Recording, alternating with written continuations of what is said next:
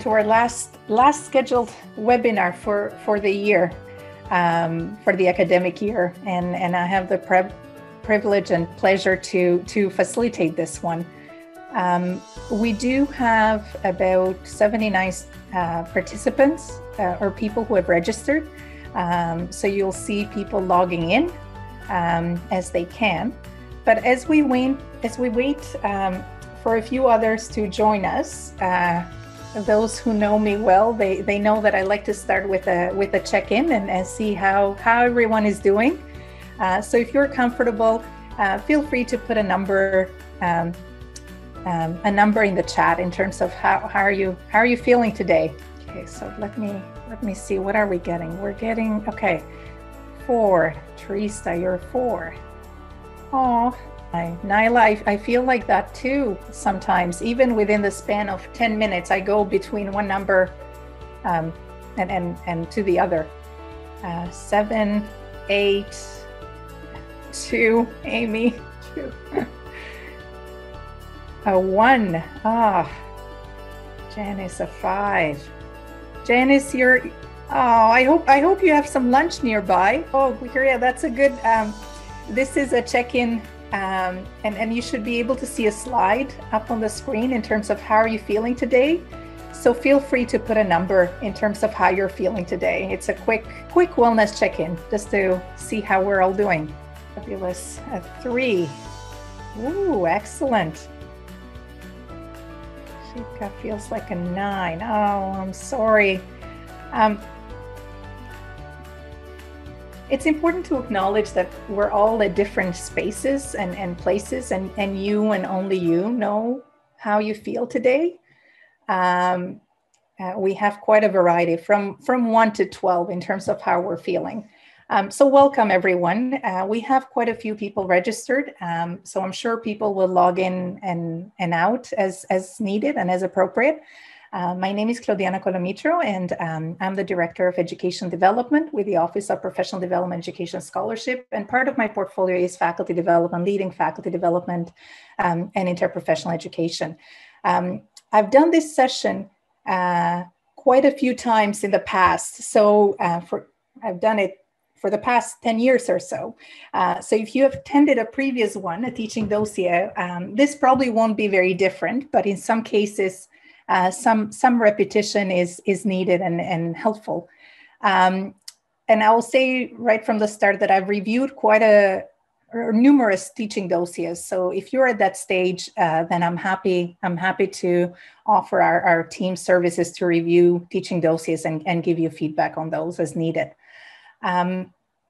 So welcome again. We just did a quick check-in and just put in the chat for those who are joining in now in terms of how we're feeling. So feel free to put in a number in terms of how you're feeling. Before we move along though, I do want to acknowledge that I am facilitating and leading this session for you from Anishinaabe, Haudenosaunee, and Huron-Wendat territories.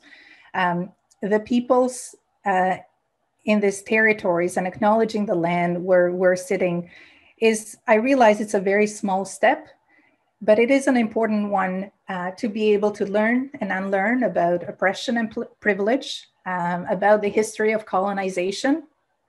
And it's also an important step to be able to build relationships with Indigenous peoples and to align ourselves against the struggles of systems of oppressions by taking action and by honoring the truth. I know that you're joining me from different spaces and places today, so I would like you to reflect on whose land are you sitting on today. I'm hoping at the end of the session, we'll be able to articulate the role of a teaching dossier, identify some core elements of a teaching dossier, and compose a framework for a teaching philosophy statement. So I'm going to say right from the beginning that we won't be able to have a complete teaching philosophy statement at the end of the session. That does take some time and reflection on your end. But what I'm hoping you'll be able to accomplish is have those key features and elements, and you'll be able to fill in the blanks afterwards, after the session. So those are the learning objectives.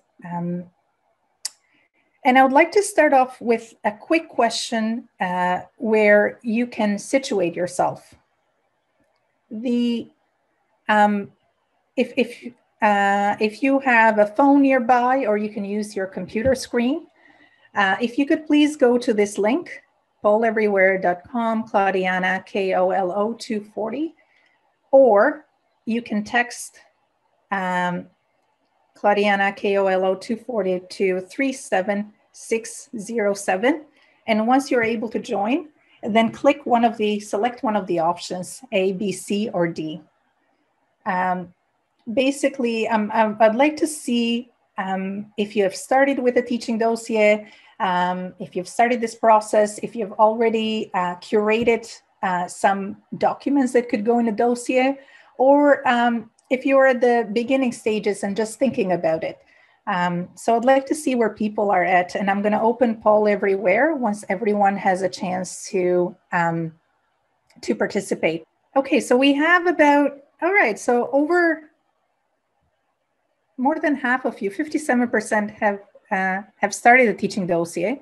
17% have been collecting and curating information all along. That's great. 22% have already completed a teaching dossier. That's fantastic.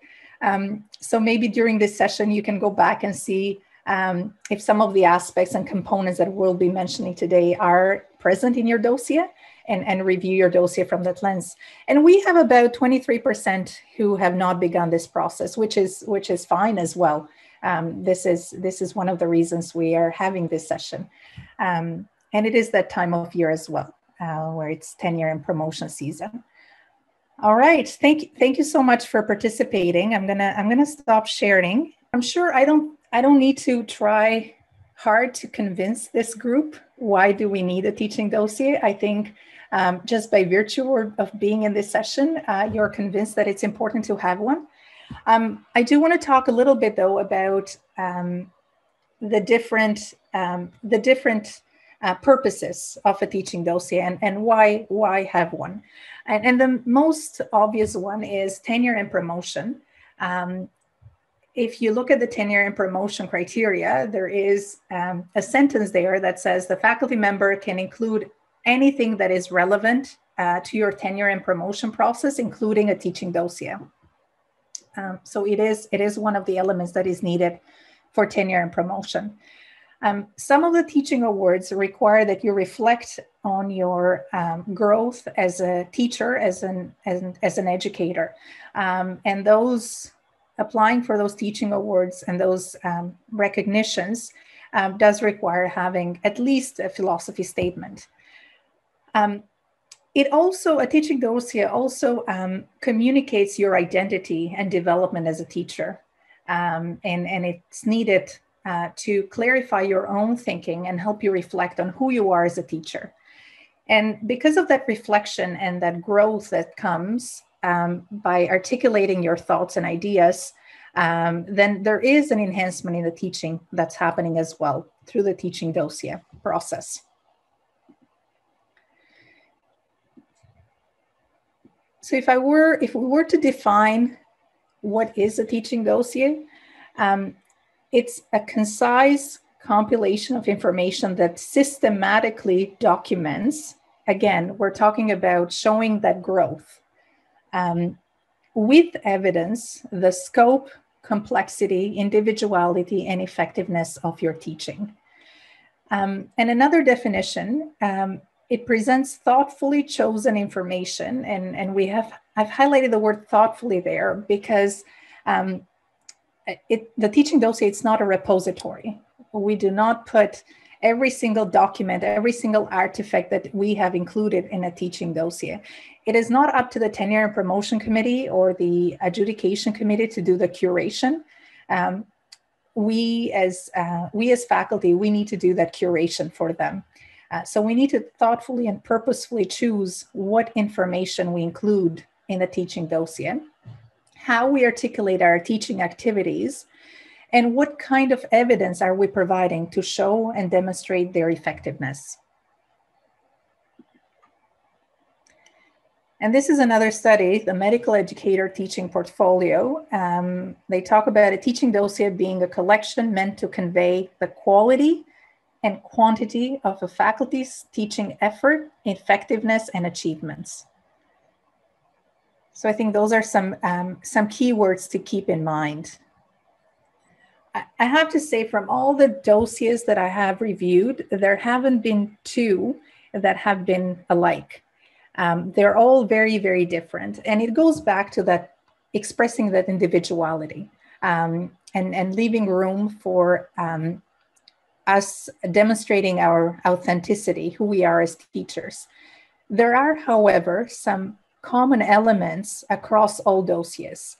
And I've presented here what they are in this slide, but typically when I review dossiers, they tend to start with a biographical overview.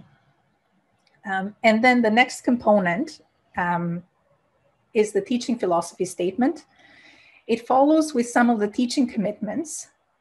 And then we present the evidence of those of our teaching effectiveness. At the end, then we'll see headings or sections around educational leadership, professional development, educational scholarship. And in some cases, I've also seen appendices, which have been some artifacts, some letters of support, some thank you letters, some lecture handouts, those sort of things. Here's an example of a biographical statement. I'll let you read it for a second. And I should say, feel free to interrupt me if you have questions, because I cannot see the chat and the type of questions in the chat. And I'm also hoping we'll leave some room at the very end for a Q&A. So again, the biographical statements are all different, but the what is at the core of a biographical statement is that it should give a brief history of how you came to your current position. So it serves to set the stage for the entire dossier.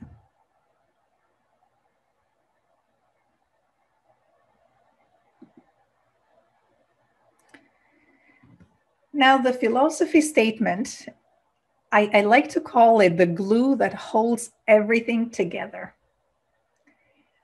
Everything and every evidence that you include in the dossier, every artifact that you include in the dossier should align and speak to the philosophy statement.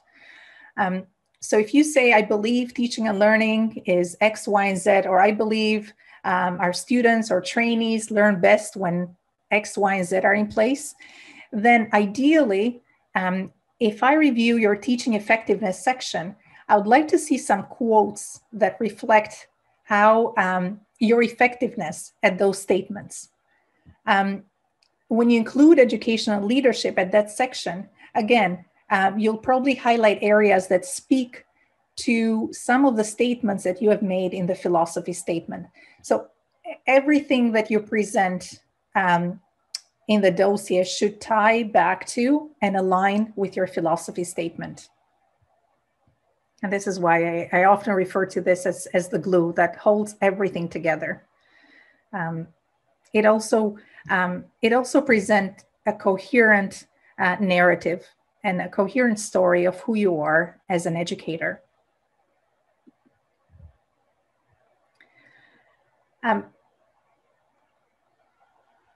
We send out some worksheets for those who had registered. I know there have been some registrations today, and probably you have received those worksheets. Jennifer, if I could please ask you to forward those to the people who registered today, I would appreciate that. I think everybody should have it, but if anybody doesn't, just let me know in the chat, please. Okay, fantastic. Thanks. Excellent. We're not going to do this one as a group. I'll just like to give you 3 minutes just to go through the questions in worksheet number 1 and reflect on your own. So just go through those questions, read those, and see how you address those on your own. And I'll just give everyone about 2-3 minutes for that individual reflection. Okay, I'd like us to move along. Feel free to go back to those questions. They're there as probing questions to help you articulate your philosophy statement and help you think about your teaching and learning beliefs.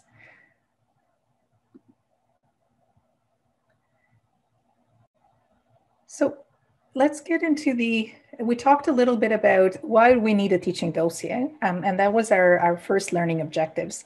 And what are some of the elements of the teaching dossier? And we'll unpack those later on in this session. We'll take each of those components and discuss further what could be included in each of those components. Let's turn our attention to the philosophy statement and how we could structure a philosophy statement. Actually, before that, one of the things that we should ask ourselves when we put together a teaching dossier is, what is the purpose of the dossier? If you are applying for a faculty position, you'd want to create a story as a typical faculty member engaged in all the different components that is expected of a faculty member. If you're applying for tenure and promotion, ideally, you want to represent and you want to show and demonstrate growth. So so it reflects your evolution as an educator, your past, your current, and the future. What are your future professional development plans? So again, it's about that growth. If you're applying for a teaching award, then it needs to go a little bit beyond competence, but talk about your uniqueness and what makes you unique as an educator, and what are some of the reasons and your achievement that could go into that teaching awards application. So when we think about the purpose of the dossier, we can also think about it as selection or developmentally oriented. And again, for tenure and promotion, I've seen them more and more, or I've seen them using a combination of both approaches. You're selecting certain artifacts and you're selecting certain documents, but it's also developmental in a way that it shows that that continuum of your identity and who you are as an educator. I have to say that I've also seen some differences in those dossiers that are mandated and required, and in those dossiers that are self-initiated. There is that slight difference there as well. So the very first thing, think about how are you going to position your dossier, and how do you want to be remembered by the reader?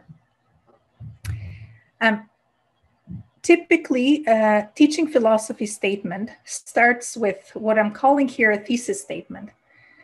So what is most important to you about teaching and learning?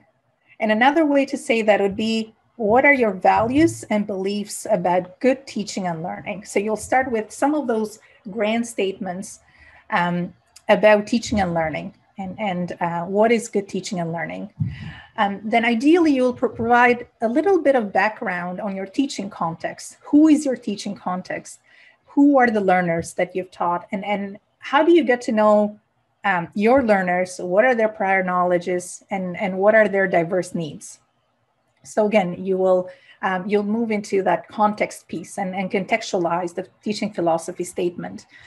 And then the next component is where we get down to the specifics, and this is the section where you will be articulating how you enact those values and beliefs about teaching and learning. So what do they look like in practice? This is where we move from those big statements to the personal, and where you draw on your own experiences. What are some of the different things that you do with your learners? But you can also draw, so prior experiences, but you can also draw on the teaching and learning literature. Who are those key scholars that have informed your thinking about teaching and learning, or who are those key mentors that that have informed how your values and beliefs about teaching and learning.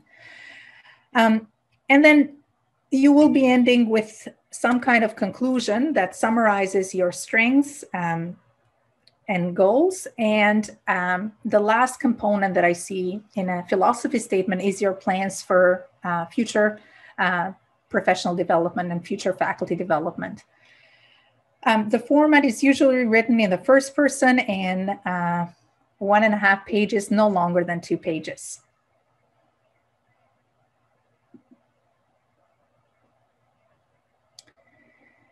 So again, an effective teaching philosophy statement, it offers evidence of practice and conveys that you are a reflective practitioner throughout. It also communicates clear expectations. What do you expect of your learners and what can the learners expect from you? It encourages learning-centered environments. It creates an accountable and inclusive community. It also commits to continuous improvement. And then the final piece is expresses themes that recur throughout the dossier. Again, earlier we mentioned the philosophy statement being that glue that holds everything together. So some of the themes that you have expressed in the philosophy statement, we should be able to revisit and see those same themes in the other components of the dossier.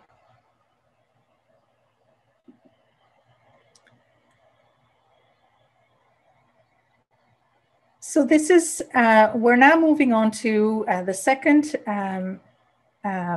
page of the document that was sent around. And for this one, this is where I would like you to take, let's take 6 minutes, and I will recruit Jennifer's help to place you into breakout sessions. And I'm hoping in those breakout sessions, we will discuss the following. So I invite you to reflect on a situation or a moment where you knew your teaching was having an impact on your learners. So think about a particular situation or a time where you knew your teaching was having an impact. What was it about the teaching and learning that was so meaningful and memorable? Why do you remember that particular scenario or situation? What does this story tell you about what is important to you as a teacher? And then the third piece is, this would help you articulate those 2-3 beliefs that you hold about teaching and learning, which is also going to be your introduction to a teaching philosophy statement.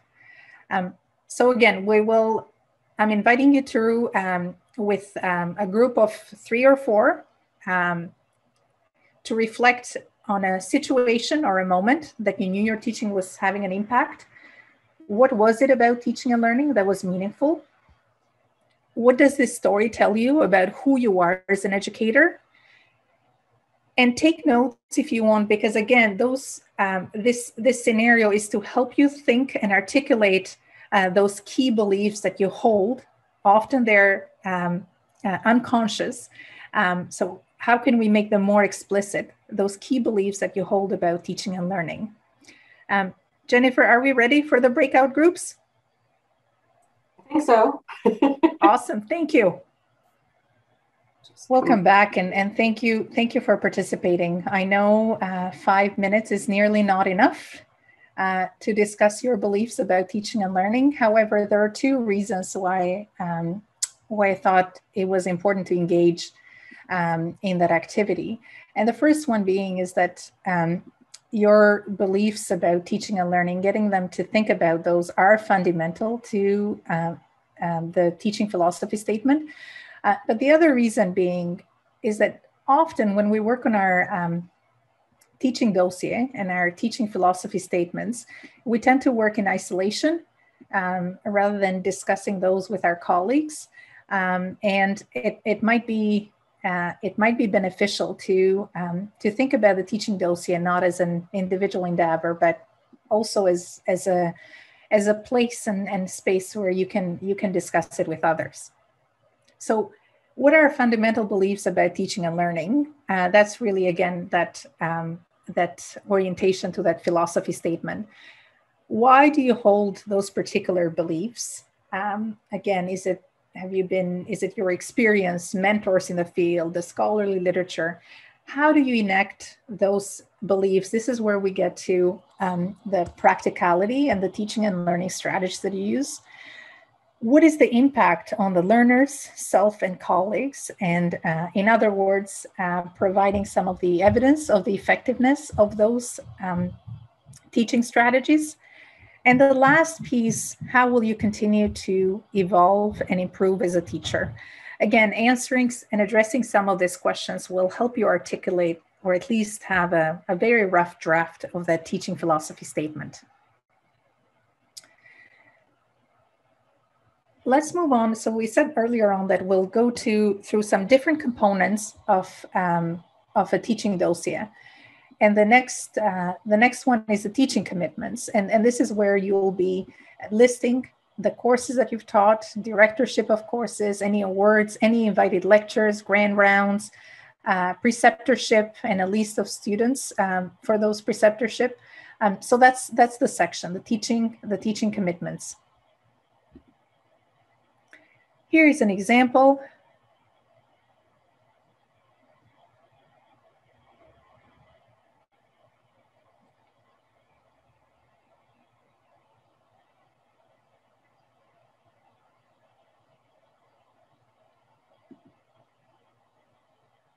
Another example.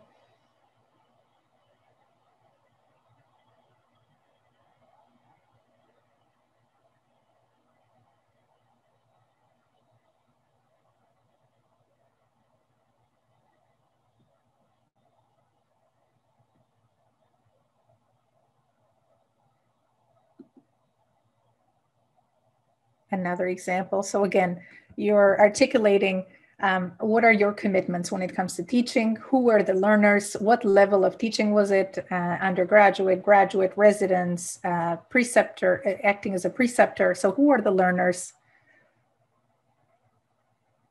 And it could be a list or it could be a narrative. So the next section after the teaching commitments is typically your teaching effectiveness and providing some of that evidence for your teaching effectiveness. And here are some things to think about. What are some of the different sources of data that you'll be using? What are some, in addition to the formal ways of collecting feedback, what are some informal ways that you could utilize to collect some feedback on how you're doing as an educator? And then thinking about how will you interpret and report, how will you visually display all this data that you have collected? And the third question, addressing the third question might help thinking about emphasizing aspects of the teaching that echo your philosophy statement. Again, going back to the idea of everything needs to be interconnected. So van der Vleuten and others have talked a lot about programmatic assessment and triangulation. So when you think about teaching effectiveness, you're thinking about choosing information that is, or sources of data that are rich in feedback and they're informative. They have been purposefully and thoughtfully chosen, and they've been aggregated. So again, triangulation of the data. So no single point of evaluation, but an aggregated and a collection of feedback that you have received from the learners.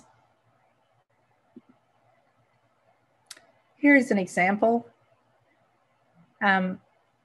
which contains a little bit of that quantitative data, the Likert scale, and then some narratives. You can pick some quotes that align and resonate with some of the themes in your philosophy statement. The other pieces in the teaching dossier are teaching scholarship and educational leadership. And again, as the name implies, teaching scholarship, this is where in every conference presentation that you have done related to teaching and learning or improving teaching and education will go here. Any research that are educationally focused will go here. Any grants, any publications in this area will go here. I often tell people, you don't want to duplicate what's in the CV in a teaching dossier. If you're only submitting a CV, then absolutely everything should be included in the CV if you're not submitting a teaching dossier. However, if you're submitting a teaching dossier as well, some of those components that are related to education and teaching and learning should go in the dossier. When it comes to education leadership, basically any aspect and anything you have done to show leadership, and I can see all the names here, and we're all leaders, so we just need to think about how are we framing and how are we articulating this in the dossier. So anything from supervising and mentoring others, any positions you hold in academic societies, any educational materials that you have created, any curriculum innovations you have initiated or been part of, educational committee involvements, and other aspects like visiting professorships, and so on.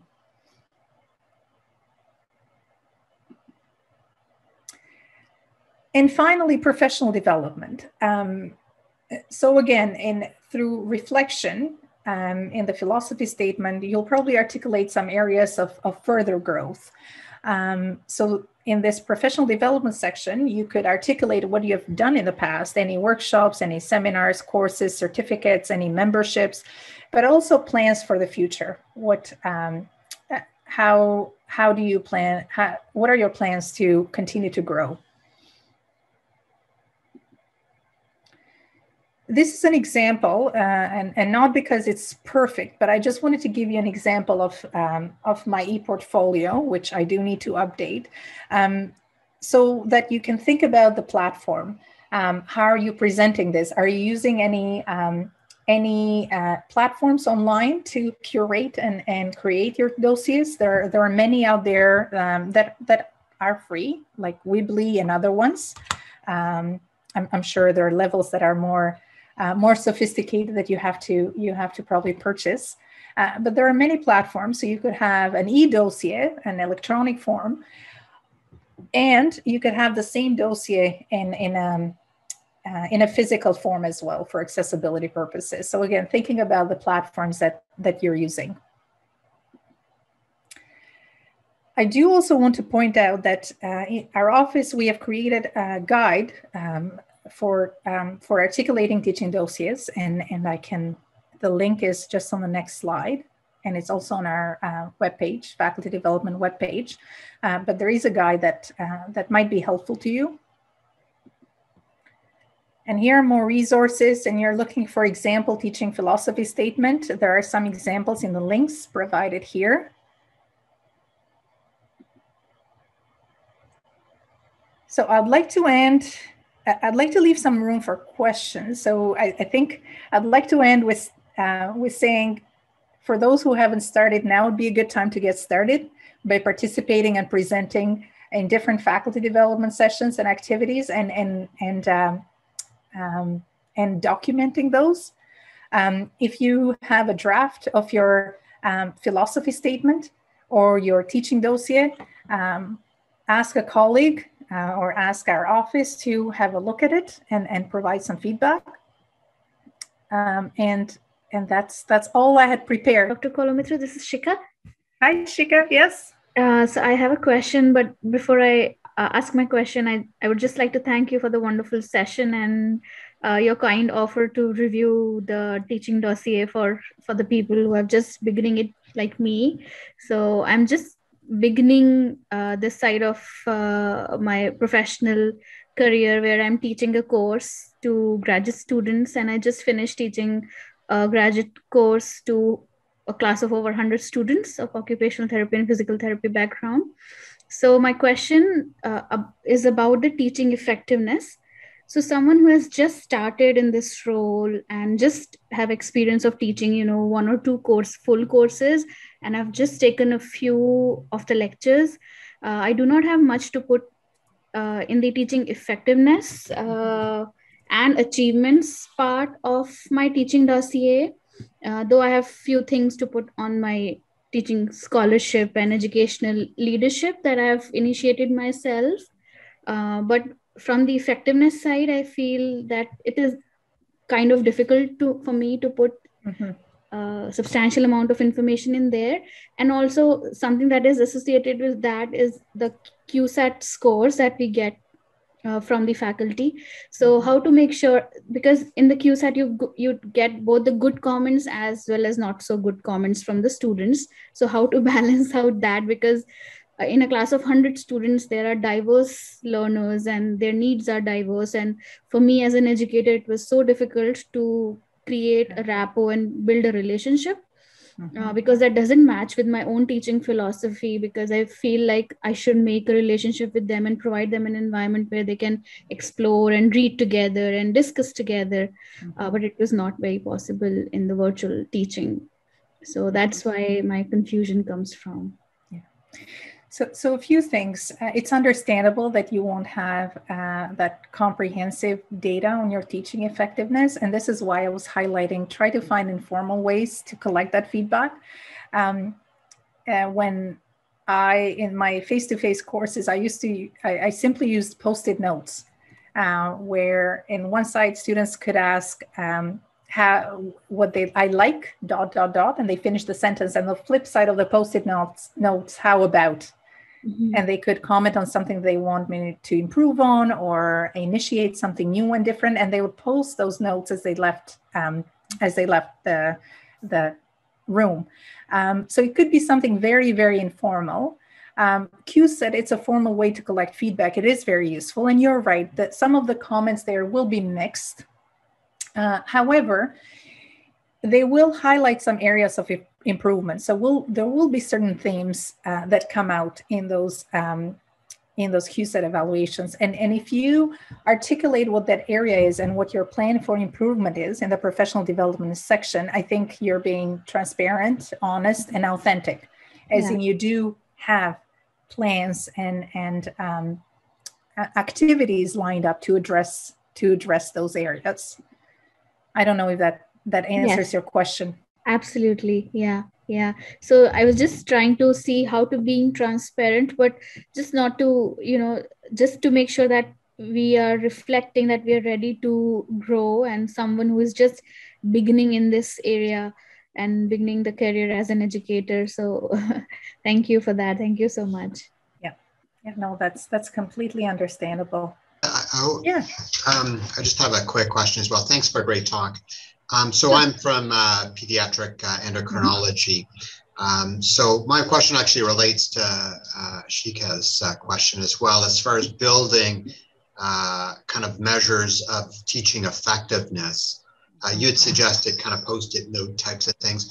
Are you aware of any online kind of methods that people are using to collect feedback, especially now with Zoom and how probably future teaching, you're not going to be in front of physical students? So David, is there any data being collected in the Elentra platform in the pediatrics with the residents? There is some, but it's pretty sparse, I think. Okay. Yeah. Because I think that's what I was going to suggest. If you want to ask your program coordinator or administrator in your unit and see what data they have collected and what can you make use of that data, because there should be something that has been collected through that platform. So that's one platform that is directly linked to residents and trainees and UGME students. The other one, I've simply used Qualtrics. We have a subscription through our institution, and it's fabulous. And I simply put the link either in the Zoom or in the Elentra or the OnQ platform, whichever platform I'm teaching in. But it's a survey. It's a survey platform. So it's called. Let me see if I can. And you should have. Everyone at Queen's has access for free. Qualtrics. So basically, you can form your own evaluation form. Exactly. Put it on Qualtrics, and then there's an easy link you can put at the end of your PowerPoint presentation, and then the student can go either on their computer or their phone and just fill it out. That's exactly right. Yeah. Yeah, that's a good platform as well. Now, I didn't mention ethics into how we're using students' feedback and quotes. I do think it's important to let residents and our students know that we will be using some of those, well, first of all, to improve our own teaching, but some of their comments might go into a teaching dossier. And it's important to, again, be transparent with them. Because if you're putting their quotes on a dossier that goes out in the public, in a public platform, especially, not just to the Tenure and Promotion Committee, I think they need to know how their data is being used. Oh, thanks, Jennifer. Here's the link to David to get an account for Qualtrics, to sign up for one. Thank you for the talk, and I think you can probably anticipate 30 or 40 teaching dossiers to review. So thank you for that as well. Alvin, I had to. Yeah, it's good. It's all good. It's all good.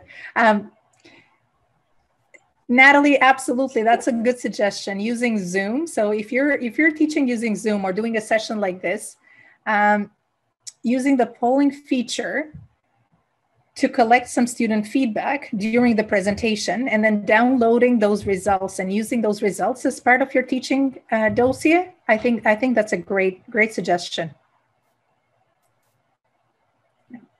For sure.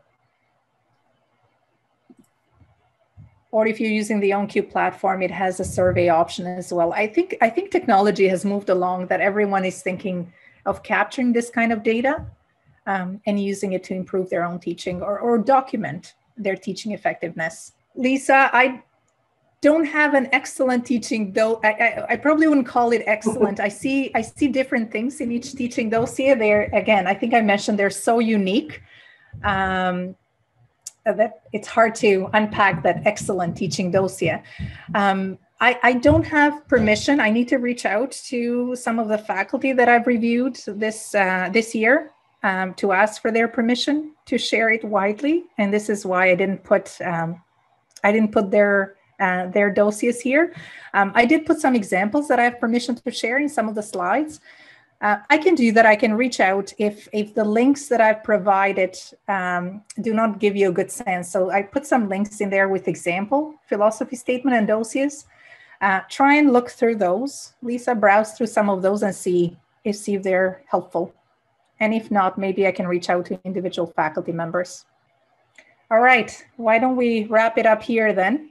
Thank you again for making the time, and look out for faculty development sessions in the fall and the winter. We have an educational leadership program planning. There will be the launch of our mentorship program for the 3rd cohort. And we're always in need for mentors because we have a long list of mentees, but you can apply either as a mentor or mentee, and many other programming. We'll build on our equity, diversity, and inclusion modules that we've already started, and they're on our webpage. So exciting things coming along. Thanks, everyone. Have a wonderful rest of the day.